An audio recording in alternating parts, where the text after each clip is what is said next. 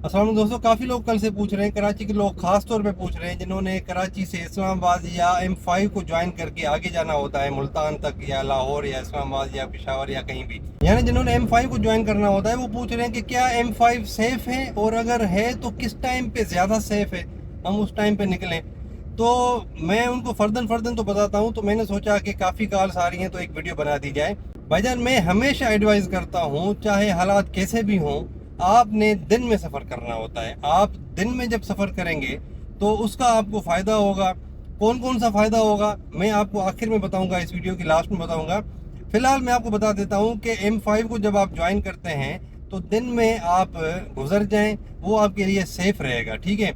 अच्छा, दिन में आप कैसे गुजरेंगे? कराची से जब आप निकलते हैं ना, मिसाल के तौर पे सुबह आप निकलें 6 बजे, 5 बजे निकलें या नमाज़ पढ़ के निकलें, 6 बजे निकलें, तो 6 घंटे में आप सखर पहुंच जाएंगे। तकरीबन 7 घंटे के लें तो 1 बजे तक आप 12-1 बजे के दरमियान आप सखर पहुंचेंगे। उसके बाद आप 2 घंटे में जो है वो तकरीबन रेमिया खान क्रॉस कर जाएंगे।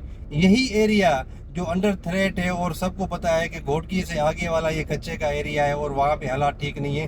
काफ़ी बेहतर है, पहले से जो है वो बहुत बेहतर है। अभी दिन में और रात में ट्रैफिक चल रही है, लेकिन मैं हमेशा एडवाइस करता हूँ आपको कि दिन में सफ़र करें। रात में सफ़र ना करने की क्या वजह है? नंबर वन पे ये है कि भाई एक तो बंदा सुस्त होता है, लेज़ी होता है, उसका ड्राइविंग के ऊपर फोकस जो है वो कम रहता है। काफ़ी लोग ये सोचते हैं कि भाई रात में रश इतना नहीं होता, ट्रैफिक इतनी ज़्यादा नहीं होती, तो इसलिए वो सफ़र आरामदेह होता है। लेकिन कुछ पोटेंशियल थ्रेट्स भी होते हैं। अभी मिसाल के तौर पे आपका आपकी कंसंट्रेशन अगर रोड के ऊपर से हट गई, आपको नींद आना शुरू हो गई रात के टाइम पे, रात है ही सोने के लिए, तो रात के टाइम पे फितरती तौर पे नींद आती है। अगर आपका फोकस जो है वो हट गया तो आपके लिए वो खतरा बन सकता है, ठीक है।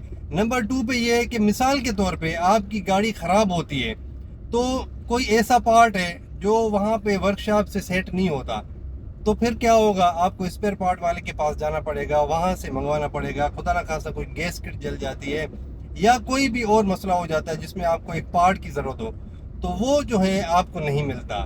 वेट करना पड़ता है आपको सुबह तक, जब तक शॉप्स खुलें, अगर उनके पास वर्कशॉप के पास वहाँ पे अवेलेबल ना हो।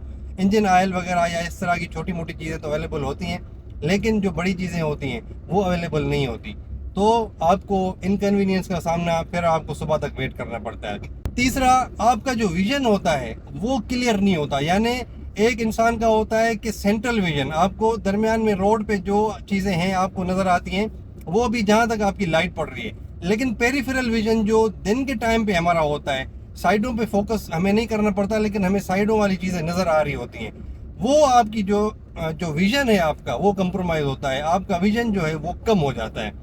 तो ये पोटेंशियल थ्रेट्स होती हैं। और भी बहुत सी चीज़ें हैं, लेकिन रोड सेफ्टी के हवाले से ये 2-3 ही पॉइंट्स हैं जिनकी वजह से मैं समझता हूँ कि आपको रात में सफ़र नहीं करना चाहिए, आपको दिन में ही सफ़र करना चाहिए। दोबारा मैं बताता हूँ कि भाई दिन में सफ़र करें, रात में सिर्फ और सिर्फ इमरजेंसी की सूरत में सफ़र करें। मेरा अगर बस चले तो मैं रात के टाइम पे ट्रैफिक को कैटेगराइज कर दूँ, कुछ टाइप की ट्रैफिक को अलो करूँ, और जो बाकी हैं इमरजेंसी वाली गाड़ियाँ सिर्फ उनको अलो करूँ, बाकी जो शौकिया निकलते हैं उनको अलो ही ना किया जाए। ये उनके लिए खतरे का बायस बन सकता है, पोटेंशियल थ्रेट और सारी चीज़ें, सिक्योरिटी इशू, बस इन चीज़ों की वजह से। ये मेरा अपना पॉइंट ऑफ व्यू, ज़रूरी नहीं है कि आप इसके ऊपर अमल करें, ये हर किसी का अपना पॉइंट ऑफ व्यू होता है। तो बहरहाल जो वीडियो बनाने का मकसद था वो आप समझ गए होंगे। थैंक यू वेरी मच, अल्लाह हाफिज़।